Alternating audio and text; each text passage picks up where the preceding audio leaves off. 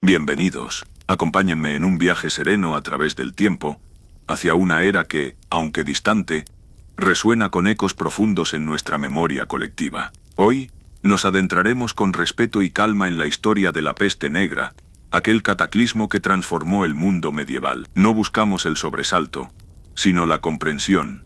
No el drama, sino la reflexión. Cerraremos los ojos por momentos e imaginaremos, con la quietud de la mente, cómo se sentía el mundo entonces, cómo el aire mismo parecía portar un peso desconocido. Este es un relato sobre la fragilidad humana, pero también sobre la insondable resiliencia del espíritu.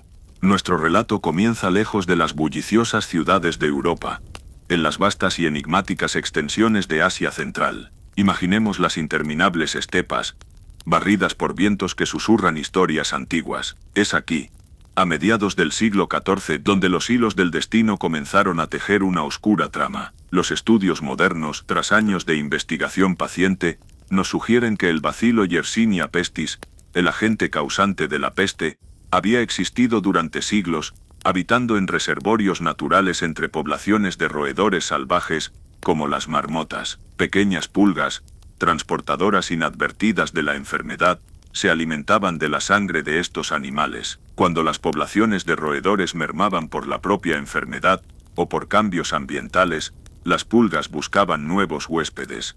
Durante mucho tiempo, este ciclo se mantuvo en un relativo equilibrio, contenido en regiones más o menos aisladas. Sin embargo, el siglo XIII y principios del XIV vieron una intensificación de las conexiones humanas a través de Eurasia. El imperio mongol, en su vasta expansión, había pacificado, de manera paradójica, enormes territorios, facilitando el florecimiento de rutas comerciales como la legendaria Ruta de la Seda. Caravanas cargadas de especias, seda y otros bienes exóticos, transitaban con una regularidad nunca antes vista, uniendo Oriente y Occidente. Con ellas, sin que nadie lo sospechara, viajaban también polizones invisibles.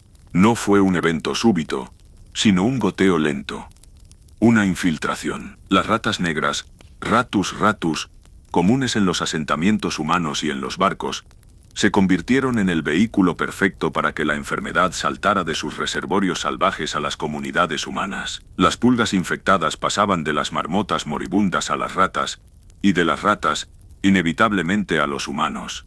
Los primeros brotes significativos de lo que llegaría a ser conocido como la peste negra, parecen haber ocurrido en la región del lago Issyk-Kul, en la actual Kirguistán, alrededor de la década de 1330. Lápidas nestorianas de esa época y lugar registran un aumento inusual de muertes, algunas con inscripciones que hablan de pestilencia. Desde allí, como una mancha de aceite que se expande sobre el agua, la enfermedad comenzó su lento pero inexorable avance. Siguió las arterias del comercio hacia el este, llegando a China, donde crónicas de la dinastía Yuan describen epidemias devastadoras en la provincia de Hubei ya en 1331 y luego se extendieron por el vasto imperio. Hacia el oeste y el sur, se dirigió hacia la India y el corazón del mundo islámico.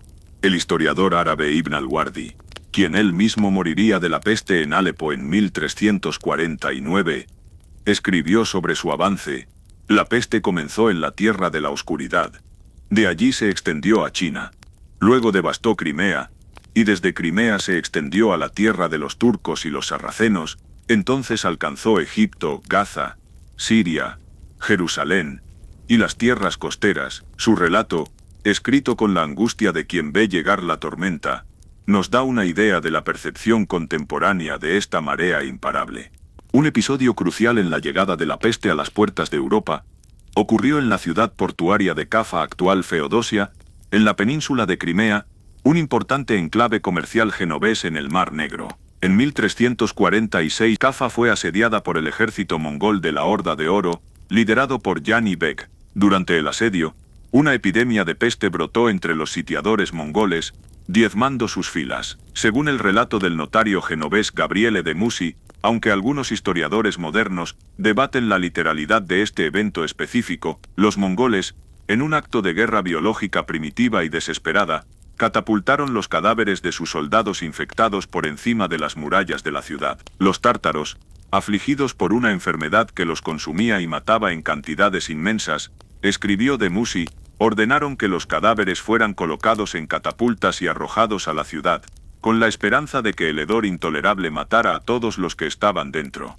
Los defensores genoveses, horrorizados, intentaron deshacerse de los cuerpos arrojándolos al mar.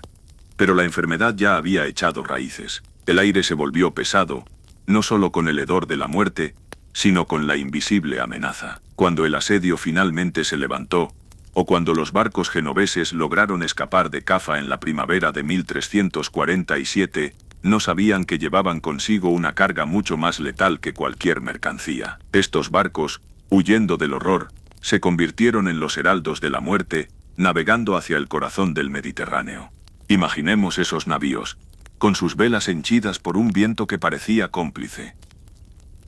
A bordo, hombres enfermos, ratas portadoras de pulgas infectadas, y una creciente sensación de pavor. Su primera parada significativa en Europa occidental sería Constantinopla, la gran capital del Imperio bizantino, ya en declive pero aún un nexo vital. El emperador Juan VI Cantacuceno describió la llegada de la peste a su ciudad en el verano de 1347, señalando cómo la enfermedad no se limitaba a una parte de la ciudad, sino que se extendía por todas partes, incluso a las islas del Propóntide. Su propio hijo, Andrónico, sucumbiría a ella. Desde Constantinopla, la enfermedad, como un viajero incansable, siguió las rutas marítimas, los puertos del Egeo, las islas griegas, y luego, fatalmente, hacia el oeste. En octubre de 1347, una flotilla de 12 galeras genovesas, probablemente algunas de las que habían huido de Cafa, arribaron al puerto de Mesina, en Sicilia. Los habitantes de Mesina pronto observaron con espanto cómo los marineros a bordo morían de una extraña enfermedad, que les causaba fiebres altas, delirios y unos extraños y dolorosos bultos oscuros en las ingles y axilas, los bubones. El pánico se apoderó de Mesina. Las autoridades intentaron expulsar los barcos, pero era demasiado tarde. Las ratas ya habían desembarcado. Las pulgas habían encontrado nuevos huéspedes. La enfermedad se propagó como un reguero de pólvora por la ciudad y luego por toda la isla de Sicilia. El cronista siciliano Michele da Piazza nos dejó un testimonio escalofriante. Los sicilianos, viendo esta muerte súbita y terrible, huyeron en todas direcciones, pero la justicia divina los alcanzó donde quiera que fueron. El Mediterráneo, esa cuna de civilizaciones, ese mar que había facilitado el intercambio de culturas y riquezas durante milenios, se convertía ahora en la autopista de la pestilencia. Desde Sicilia, y con la llegada de otros barcos infectados directamente desde Oriente, la peste saltó a los puertos de Génova y Venecia, las dos grandes repúblicas marítimas italianas, a finales de 1347 y principios de 1348. Pisa, Marsella, Barcelona, ningún puerto importante quedó a salvo. Cada barco que atracaba era una potencial sentencia de muerte para la ciudad que lo acogía. La velocidad de propagación fue aterradora para la mentalidad de la época. No comprendían la naturaleza de la enfermedad, su modo de transmisión. Veían a sus seres queridos enfermar y morir en cuestión de días, a veces horas. La medicina de la época, basada en la teoría de los humores y en la influencia de los astros, era completamente ineficaz. El miedo, un miedo primordial y visceral, comenzaba a extender sus garras por las costas del sur de Europa. El mundo conocido se asomaba a un abismo de sufrimiento inimaginable. La sombra de la muerte negra se cernía, lista para envolver el continente en su abrazo helado. Y así, con el viento llevando las esporas invisibles de la enfermedad y los barcos como oscuros mensajeros, la peste negra completó su primer gran salto, desde las lejanas estepas asiáticas hasta el umbral de una Europa desprevenida, una Europa que estaba a punto de ser transformada para siempre. La calma antes de la tormenta había terminado. Las primeras gotas de una lluvia letal comenzaban a caer.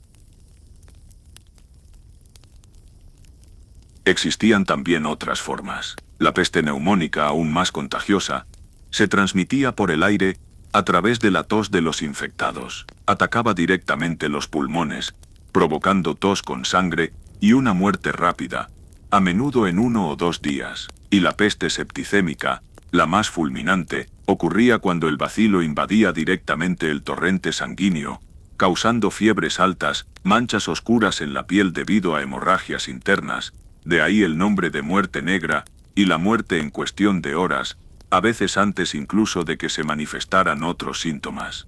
Pronto, sin embargo, la realidad golpea con una fuerza brutal. Los primeros casos aparecen en los barrios portuarios entre los estibadores, los pescadores, las familias que viven hacinadas cerca del mar. La enfermedad se manifiesta de formas aterradoras. La más común, la peste bubónica, anunciada por fiebres abrasadoras, escalofríos, vómitos, y la aparición de los temidos bubones, ganglios linfáticos inflamados y dolorosos, del tamaño de un huevo o una manzana en la ingle, las axilas o el cuello, que a menudo se volvían negros y supuraban pus y sangre. La muerte solía llegar en un plazo de 3 a 7 días. El invierno de 1347 a 1348 no ofreció respiro. Si bien las bajas temperaturas podían ralentizar la actividad de las pulgas, la enfermedad ya se había anclado firmemente en los cuerpos de ratas y humanos en los cálidos y concurridos puertos del sur de Europa. Imaginemos el puerto de Marsella en enero de 1348. El sol invernal apenas calienta las piedras del muelle. Los barcos, con sus mástiles como dedos esqueléticos apuntando al cielo, descargan mercancías exóticas, pero también una carga invisible y letal. La noticia de una gran mortandad en Italia ya ha llegado, susurrada entre marineros y mercaderes, pero aún se siente como algo lejano ajeno.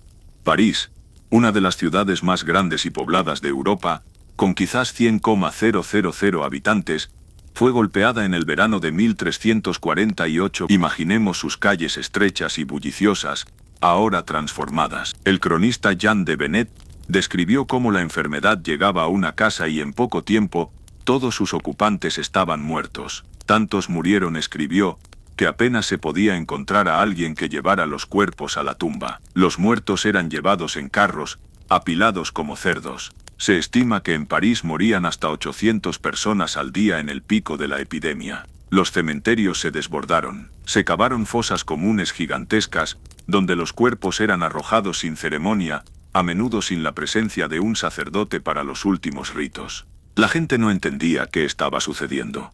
¿Era un castigo divino? ¿Un envenenamiento del aire? ¿Un miasma maligno? ¿Una conjunción astral desfavorable?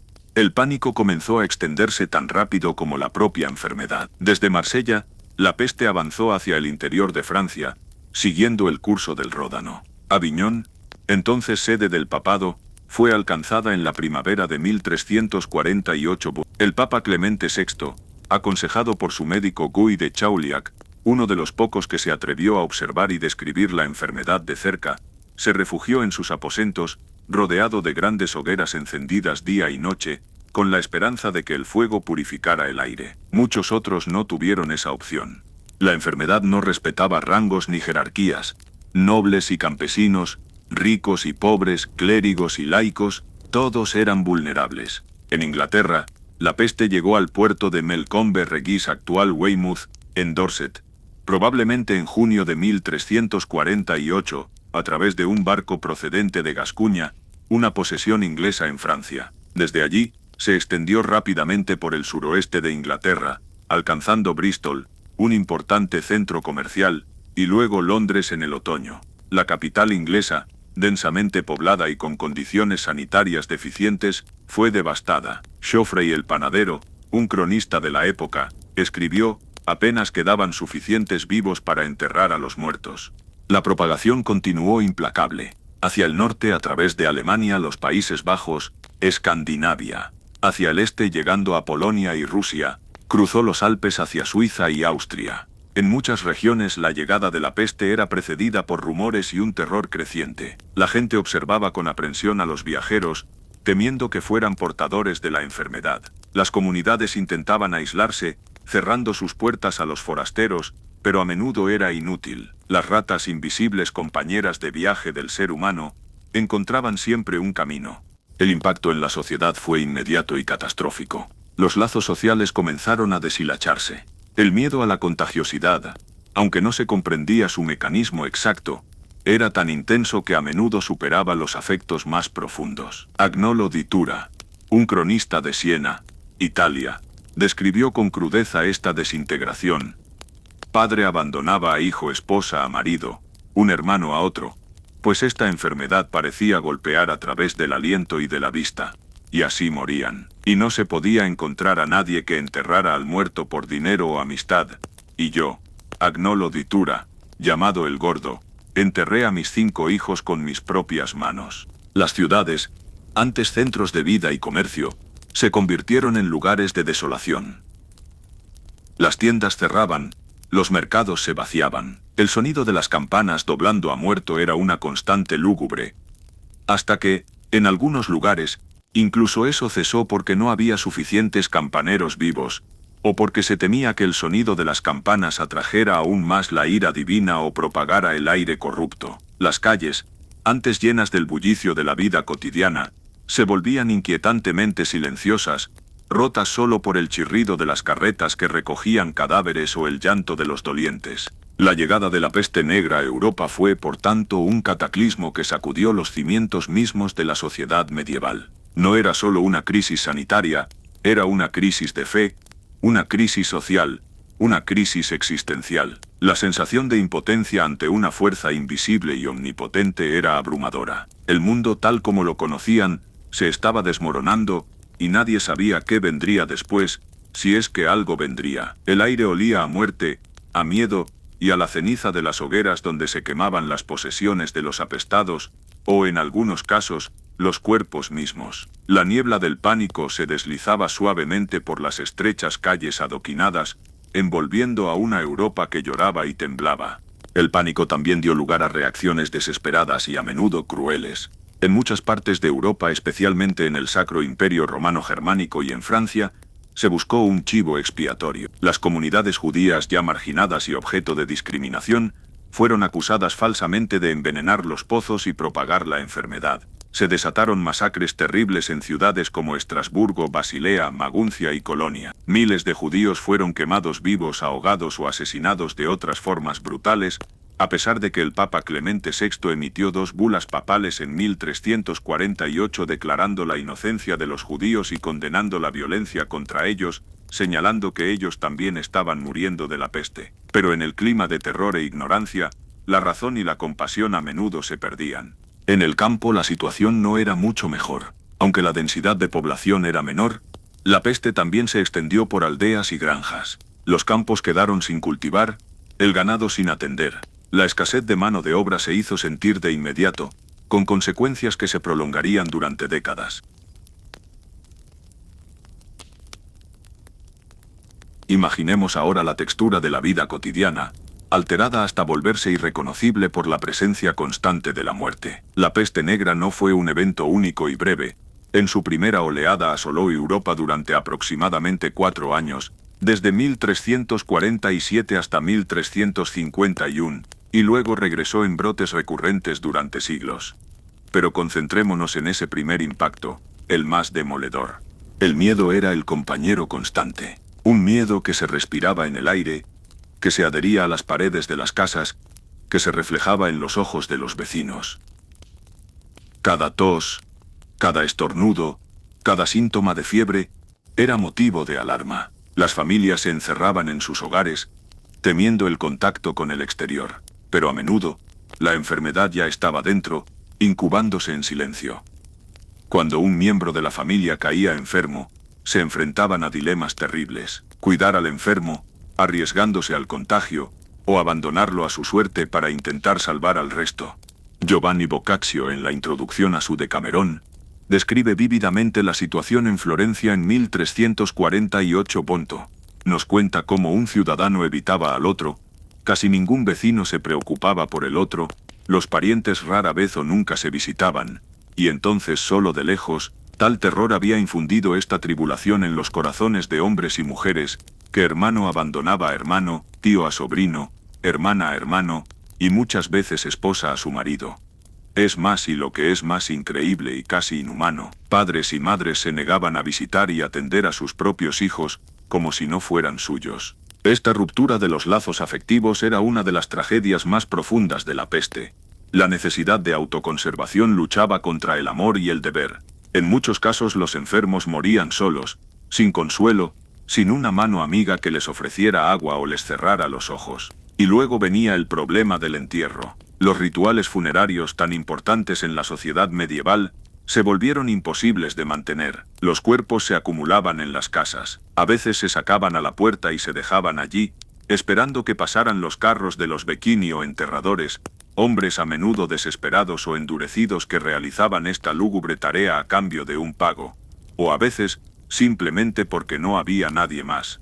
Las calles, antes vibrantes de actividad, se transformaron. El bullicio de los mercados, los gritos de los vendedores, el traqueteo de las carretas, el murmullo de las conversaciones, todo fue reemplazado por un silencio opresivo, roto esporádicamente por el llanto, los lamentos o el paso de las carretas de muertos. En algunas ciudades, se prohibió el tañido de las campanas fúnebres para no aumentar el pánico y la desesperación. La noche traía consigo un temor aún mayor. La oscuridad parecía poblarse de sombras y presagios. El aire mismo, especialmente en verano, se volvía denso y fétido por la descomposición de los cuerpos.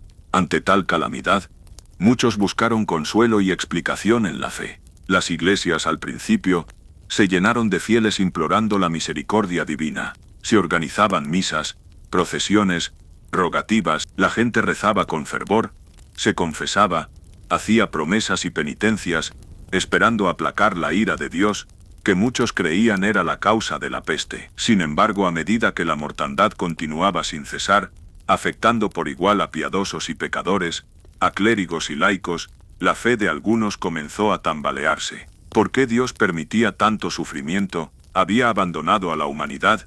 Otros, por el contrario, vieron su fe intensificada, llevándola a extremos. Surgieron movimientos como el de los flagelantes, grupos de hombres y mujeres que recorrían ciudades y pueblos, azotándose públicamente las espaldas ensangrentadas con látigos de cuero con puntas de metal, cantando himnos y oraciones penitenciales. Creían que su sufrimiento voluntario podría expiar los pecados de la humanidad y aplacar la ira divina. Aunque inicialmente fueron vistos con cierta simpatía por la población desesperada, pronto fueron condenados por la Iglesia, que los consideró heréticos y perturbadores del orden público. Su fervor a menudo degeneraba en ataques contra judíos y clérigos. La huida fue otra respuesta común, para aquellos que podían permitírselo. Los ricos, los nobles, y algunos burgueses acomodados, abandonaban las ciudades infectadas, y se refugiaban en sus propiedades rurales, esperando que el aire del campo fuera más puro y seguro. El Decamerón de Boccaccio comienza precisamente con un grupo de 7 jóvenes mujeres y 3 jóvenes hombres de la nobleza florentina, que deciden retirarse a una villa en las afueras de la ciudad, para escapar de la peste y pasar el tiempo contándose historias. Esta imagen de evasión contrasta brutalmente con la realidad de la mayoría de la población, que no tenía a dónde ir ni los medios para hacerlo. Sin embargo, la huida no siempre garantizaba la salvación. La peste a menudo seguía a los fugitivos, o ya los estaba esperando en sus lugares de refugio. Además, el éxodo de las ciudades contribuía a la propagación de la enfermedad a nuevas áreas. La vida económica se paralizó casi por completo. Los talleres cerraron, los campos quedaron sin sembrar o cosechar, el comercio se interrumpió, los precios de los bienes esenciales se dispararon, mientras que el valor del trabajo también aumentó drásticamente debido a la escasez de mano de obra, aunque este efecto se vería más claramente a largo plazo. En el corto plazo, reinaba el caos y la incertidumbre. En medio de la oscuridad, sin embargo, también hubo destellos de humanidad. Médicos como el ya mencionado Guy de Chauliac, que a pesar de contraer él mismo la enfermedad y sobrevivir, continuó atendiendo a los enfermos. Religiosos que, arriesgando sus vidas, ofrecían consuelo espiritual y los últimos sacramentos. Personas comunes que cuidaban de sus vecinos o de huérfanos. Actos de compasión y solidaridad que, aunque quizás opacados por el miedo y la desesperación generalizados, nos recuerdan la capacidad humana para el bien incluso en las circunstancias más terribles. Imaginemos una casa en una ciudad apestada, las ventanas cerradas, el olor a hierbas aromáticas quemadas en un intento inútil de purificar el aire. El silencio solo roto por la respiración dificultosa de un enfermo. Afuera, el mundo parece haberse detenido. El sol se filtra a través de una rendija, iluminando partículas de polvo que danzan en el aire, cada una pareciendo una amenaza potencial. La vida se había reducido a su esencia más básica. La lucha por la supervivencia, la confrontación con la propia mortalidad, y la búsqueda de algún tipo de sentido en medio del caos. La peste negra alteró profundamente la percepción del tiempo y de la vida. La fugacidad de la existencia se hizo patente de una manera brutal. El memento mori, Recuerda que morirás se convirtió en un tema recurrente, no solo en el arte y la literatura que surgirían después, sino en la conciencia cotidiana de la gente. La vida era preciosa y frágil, y podía ser arrebatada en cualquier momento. Esta conciencia impregnó cada aspecto de la vida diaria, desde las relaciones personales hasta las prácticas religiosas y las decisiones económicas. El miedo, la fe y el instinto de supervivencia se entrelazaron en una danza macabra que definió la experiencia de vivir y morir durante la peste negra. Frente a una calamidad de tal magnitud, la humanidad medieval recurrió a todas las herramientas conceptuales y prácticas de las que disponía. La respuesta a la peste negra fue una amalgama compleja de conocimientos médicos rudimentarios, fervor religioso y creencias supersticiosas profundamente arraigadas. Adentrémonos con suavidad en este panorama de intentos desesperados por comprender y combatir lo incomprensible. La medicina medieval se basaba en gran medida en las enseñanzas de los antiguos galenos como Hipócrates y Galeno, interpretadas a través de la filosofía aristotélica y las tradiciones árabes. La teoría predominante era la de los 4 humores: sangre, flema, bilis amarilla y bilis negra. Se creía que la salud dependía del equilibrio de estos humores en el cuerpo, y la enfermedad era el resultado de un desequilibrio. Las causas de tal desequilibrio podían ser diversas: la dieta, el clima, las emociones, y crucialmente en el caso de las epidemias, la corrupción del aire, el llamado miasma. Se pensaba que la peste era causada por un aire pestilente, un vapor tóxico que emanaba de la tierra, de aguas estancadas, de materia en descomposición, o incluso de la influencia maligna de los planetas, como una conjunción desfavorable de Marte, Júpiter y Saturno que ocurrió en 1345, y que muchos astrólogos señalaron como presagio de la catástrofe. Este miasma penetraba en el cuerpo a través de los poros de la piel o por la respiración, corrompiendo los humores y causando la enfermedad. Desde esta perspectiva, los remedios médicos se centraban en 2 objetivos principales: prevenir la infección purificando el aire y fortaleciendo el cuerpo, y tratar a los enfermos intentando reequilibrar sus humores. Para purificar el aire, se recomendaba encender grandes hogueras en las calles y en las casas, utilizando maderas aromáticas como el enebro, el fresno o el pino. Se quemaban hierbas olorosas como el romero, la lavanda y el laurel. Las personas llevaban consigo ramilletes de flores y hierbas, los pomanders o pomas de olor que olían frecuentemente, con la creencia de que los buenos olores podían repeler el aire corrupto. Las campanas de las iglesias se tañían con fuerza, no solo por los muertos, sino también con la idea de que el sonido podía dispersar el miasma. Para fortalecer el cuerpo y evitar que los humores se corrompieran, los médicos aconsejaban dietas específicas, evitando alimentos que se consideraban húmedos o fríos como el pescado o las frutas. Se recomendaba el consumo de vinagre, vino y alimentos calientes y secos. También se prescribían tónicos y elixires, a menudo compuestos de ingredientes exóticos y costosos, como el teriac, una confección antigua que contenía docenas de ingredientes, incluyendo carne de víbora, y que se consideraba una panacea universal. Cuando alguien enfermaba, el tratamiento más común era la sangría flebotomía, con la idea de extraer el humor corrupto o excesivo. Se realizaban incisiones en las venas, o se aplicaban sanguijuelas. También se intentaba hacer madurar y abrir los bubones para drenar el veneno, a menudo aplicando cataplasmas calientes hechas de higos, cebollas cocidas, o incluso excrementos de animales. Se inducía el vómito y la purga con laxantes fuertes. Huelga decir que estos tratamientos, aunque bien intencionados según la lógica médica de la época, eran en su mayoría ineficaces y a menudo debilitaban aún más a los pacientes.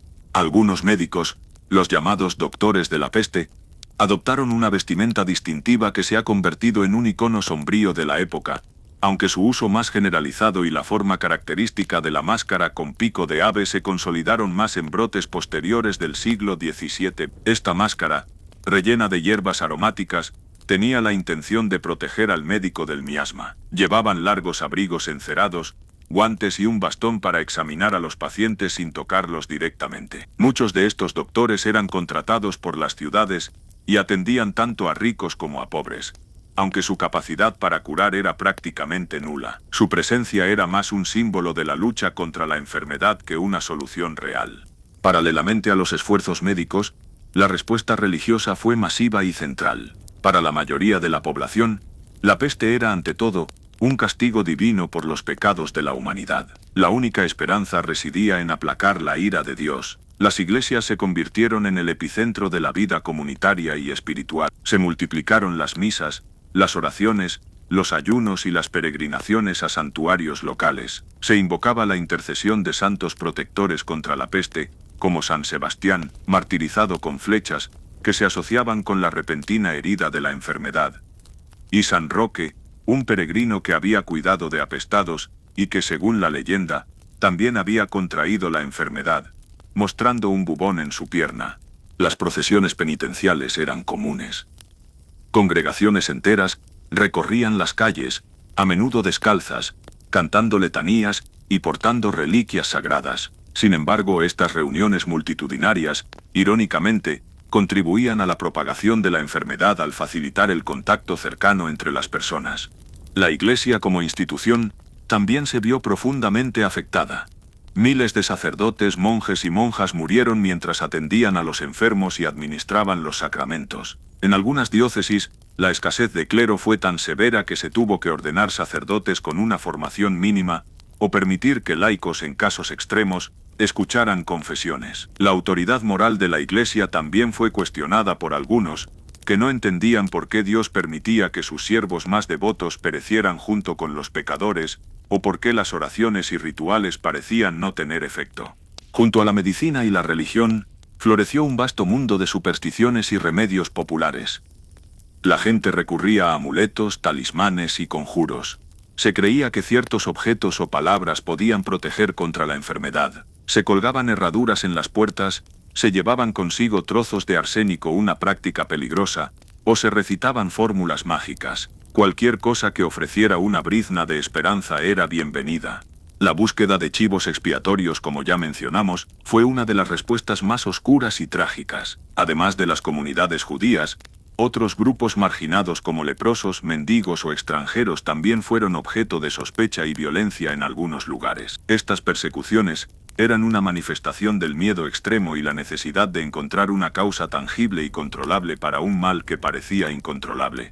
Es importante recordar que, desde nuestra perspectiva moderna, con nuestro conocimiento de la microbiología y la epidemiología, es fácil juzgar las respuestas medievales como irracionales o ineficaces. Pero debemos situarnos en su contexto. Sin el concepto de gérmenes, sin microscopios, sin una comprensión real de la transmisión de enfermedades, la gente de la Edad Media hizo lo mejor que pudo con el conocimiento y las creencias que poseían. Sus acciones estaban guiadas por un profundo deseo de sobrevivir, de proteger a sus seres queridos, y de encontrar sentido en un mundo que se había vuelto hostil e incomprensible.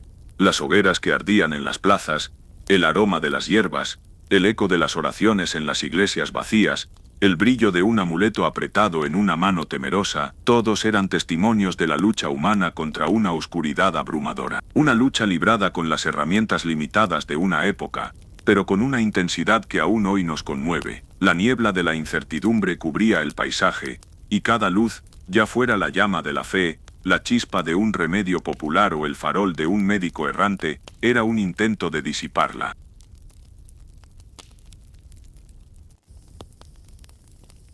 Cuando la primera y más virulenta oleada de la peste negra comenzó a remitir, alrededor de 1351, Oreibota era un continente transformado. La escala de la mortalidad fue apocalíptica. Aunque las cifras exactas son difíciles de determinar debido a la falta de censos precisos, los historiadores estiman que entre un 30% y un 60% de la población europea pereció.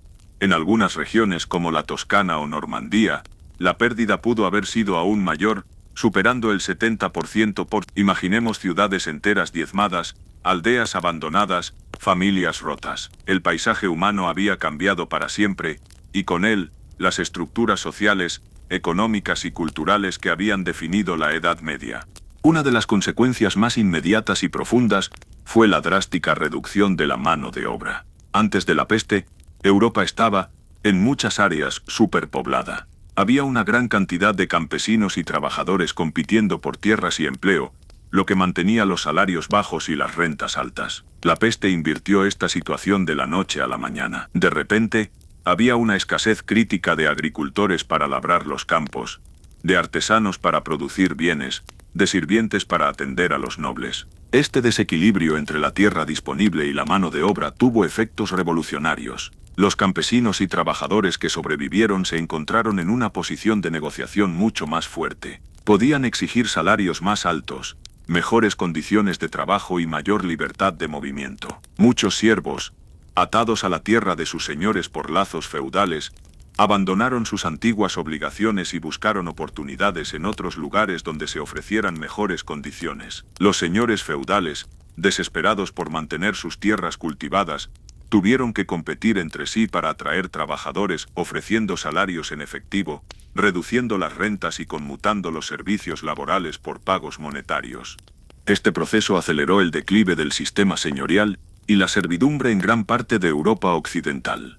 Aunque hubo intentos por parte de las autoridades y la nobleza de frenar esta tendencia, como el Estatuto de los Trabajadores en Inglaterra en 1351, que intentaba fijar los salarios a los niveles anteriores a la peste, estas medidas fueron en gran medida ineficaces ante la cruda realidad demográfica. La escasez de mano de obra también fomentó la innovación tecnológica en la agricultura, con la adopción de herramientas y técnicas que ahorraban trabajo, y un cambio en el uso de la tierra, con un aumento de la ganadería, especialmente ovina, que requería menos mano de obra en detrimento de los cultivos de cereales en algunas áreas.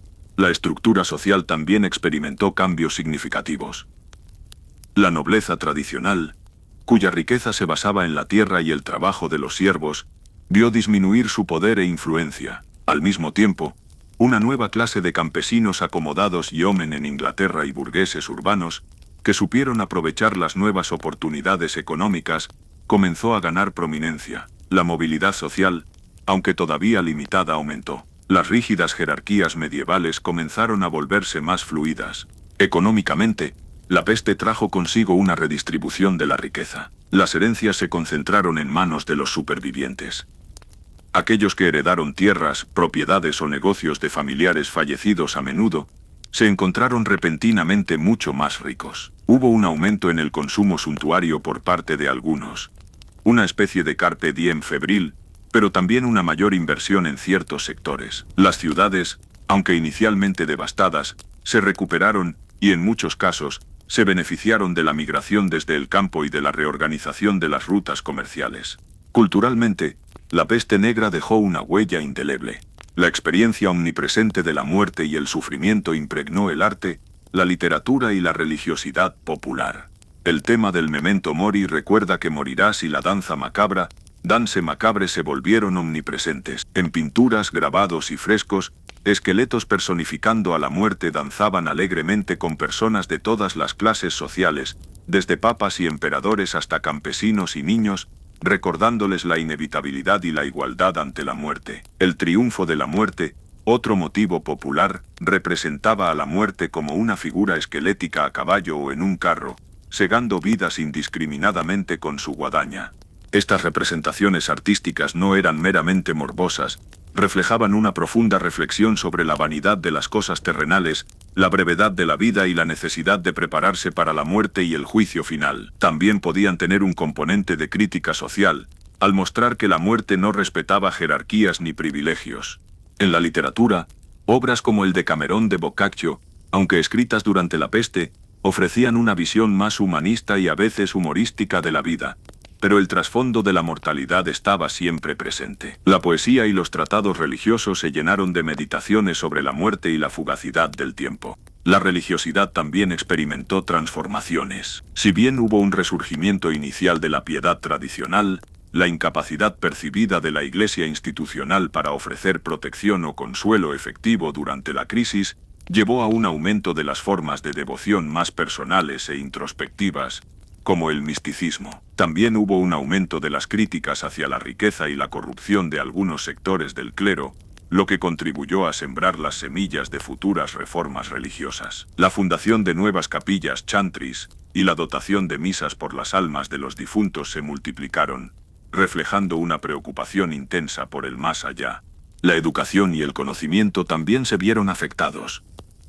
Muchas universidades cerraron temporalmente o perdieron a gran parte de su profesorado y estudiantes. Sin embargo, a largo plazo, La necesidad de reemplazar al clero y a los profesionales educados que habían perecido llevó a la fundación de nuevas universidades y a una expansión de la educación, a menudo con un enfoque más práctico y vernáculo. Es importante no simplificar las consecuencias de la peste negra como uniformemente negativas o positivas. Fue una catástrofe humana de proporciones inimaginables que causó un sufrimiento inmenso. Sin embargo, desde una perspectiva histórica más amplia, también actuó como un poderoso catalizador de cambio. Al sacudir las estructuras establecidas y alterar radicalmente el panorama demográfico y económico, la peste aceleró procesos que ya estaban en marcha y abrió nuevas vías para el desarrollo de la sociedad europea. El mundo pospeste fue en muchos sentidos el crisol donde se forjaron los primeros elementos del Renacimiento y la modernidad temprana. Las calles que antes resonaban con lamentos poco a poco volvieron a llenarse con los sonidos de la vida, aunque diferentes. Un mercado más pequeño quizás, pero con comerciantes que exigían precios justos por sus productos, y clientes que tenían un poco más de moneda en sus bolsillos. Campos que aunque menos extensos eran trabajados por hombres y mujeres que valoraban su libertad y su trabajo de una manera nueva. La sombra de la muerte seguía presente. Los brotes recurrentes de peste lo recordarían durante siglos, pero la vida, con su obstinada resiliencia, continuaba. La niebla de la enfermedad se había disipado parcialmente, revelando un paisaje social y económico irrevocablemente alterado. Un mundo en el que las viejas certezas se habían desvanecido y nuevas posibilidades comenzaban a dibujarse en el horizonte.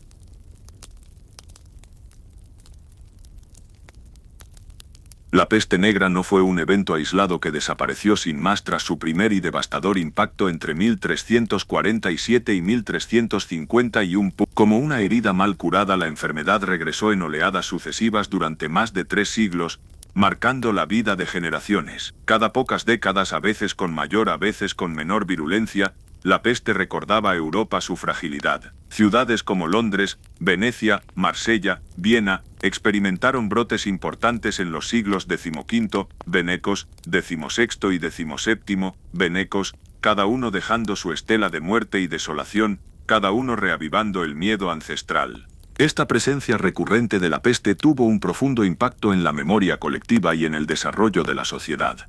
Las comunidades aprendieron, lentamente y a un costo terrible, a convivir con la amenaza. Se desarrollaron de forma empírica las primeras medidas de salud pública.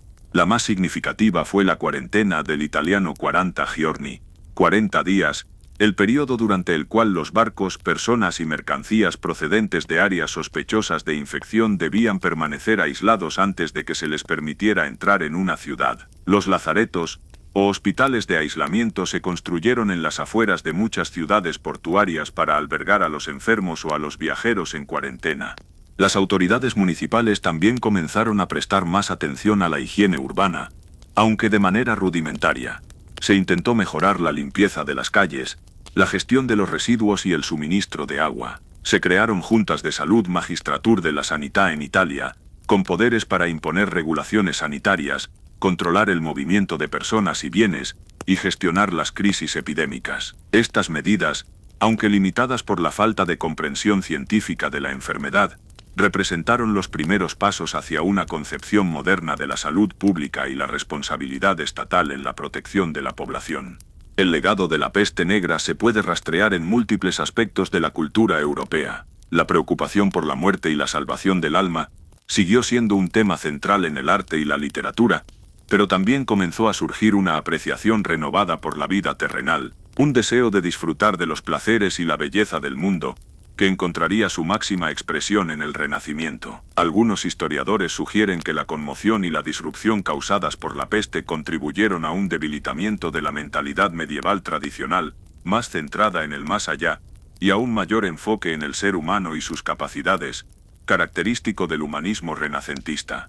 La memoria de la peste negra se conservó de diversas maneras, en crónicas y relatos históricos, por supuesto, pero también en tradiciones orales, en obras de arte, en rituales religiosos y en la propia estructura de las ciudades, con sus cementerios ampliados y sus lazaretos.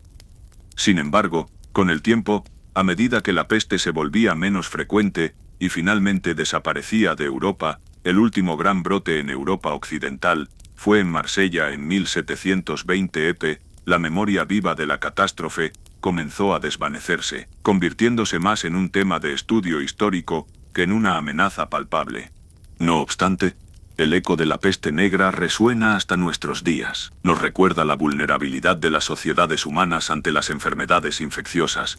Una lección que hemos tenido que reaprender dolorosamente en tiempos más recientes con pandemias como la gripe española de 1918 o la crisis del COVID-19. Aunque nuestro conocimiento científico y nuestra capacidad de respuesta son inmensamente superiores a los del siglo XIV, miade o la experiencia de una enfermedad que se propaga rápidamente, que causa miedo y trastorno social, y que nos enfrenta a nuestra propia mortalidad tiene paralelos innegables. Reflexionar sobre la peste negra nos invita a considerar la fragilidad de la civilización y la interconexión del mundo. Nos muestra cómo un evento que se origina en un rincón remoto del planeta puede tener consecuencias globales. Nos confronta con las mejores y las peores reacciones humanas ante la crisis, el pánico, la búsqueda de chivos expiatorios, la desintegración social, pero también la compasión, la resiliencia, la innovación y la búsqueda de sentido. La peste negra fue una prueba de fuego para la humanidad medieval. Dejó cicatrices profundas, pero también forjó un nuevo mundo. Nos obliga a preguntarnos cómo recordamos y aprendemos de las grandes catástrofes del pasado, cómo honramos la memoria de los millones que perecieron, cómo utilizamos su experiencia para construir un futuro más preparado y más compasivo. Imaginemos por un momento final el silencio que descendió sobre Europa tras la partida de la peste, un silencio preñado no solo de dolor y pérdida, sino también de una extraña calma, la calma de los supervivientes. Un mundo más vacío quizás, pero también un mundo donde el valor de cada vida humana, de cada día, se sentía con una intensidad renovada. La niebla de la enfermedad, aunque persistente en la memoria, había cedido paso a una nueva luz, la luz de la reconstrucción, de la adaptación, de la inquebrantable voluntad de vivir. La historia de la peste negra es una historia sombría, pero también es una historia de resistencia. Nos recuerda que incluso en las horas más oscuras, el espíritu humano busca la luz, busca la conexión, busca la esperanza. Es un eco lejano, sí, pero un eco que nos habla directamente, aquí y ahora, sobre nuestra propia condición, sobre nuestra propia mortalidad, y sobre la preciosa y a menudo subestimada normalidad de la vida. Que su recuerdo nos inspire a valorar cada momento, a cultivar la empatía, y a enfrentar los desafíos de nuestro tiempo con la sabiduría y la fortaleza que nos lega el pasado. Gracias por acompañarme en este viaje a través del tiempo. Que la reflexión nos acompañe.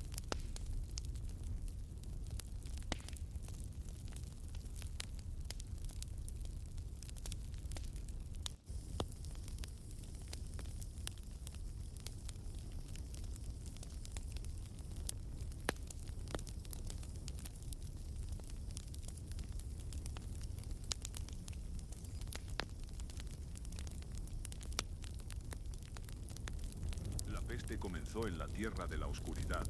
De allí se extendió a China. Luego devastó Crimea, y desde Crimea se extendió a la tierra de los turcos y los sarracenos. Entonces alcanzó Egipto, Gaza, Siria, Jerusalén y las tierras costeras. Su relato, escrito con la angustia de quien ve llegar la tormenta, nos da una idea de la percepción contemporánea de esta marea imparable. Un episodio crucial en la llegada de la peste a las puertas de Europa ocurrió en la ciudad portuaria de Cafa, actual Feodosia, en la península de Crimea, un importante enclave comercial genovés en el Mar Negro. En 1346...